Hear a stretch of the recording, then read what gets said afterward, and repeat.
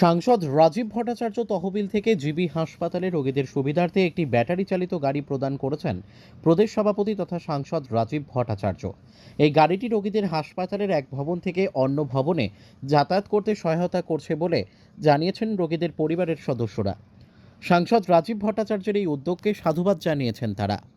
হাসপাতালে চিকিৎসাধীন রোগীদের পরিবারের সদস্যরা জানান, আগে রোগী এবং তাদের পরিবারের সদস্যদের এক ভবন থেকে অন্য ভবন যেতে অনেক অসুবিধে হতো।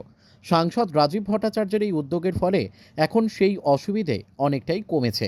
তারা সাংসদকে ধন্যবাদ জানান। ব্যাটারি চালিত গাড়ির চালক জানান, অনেক রোগী এবং তাদের পরিবারের সদস্যরা এই সুবিধার কথা জানেন না, তাই তিনি নিজে থেকেই তাদের ডেকে গাড়িতে তুলে নেন। সাংসদের পক্ষ থেকে এই পরিষেবাটি সম্পূর্ণ বিনামূল্যে চালু করা হয়েছে।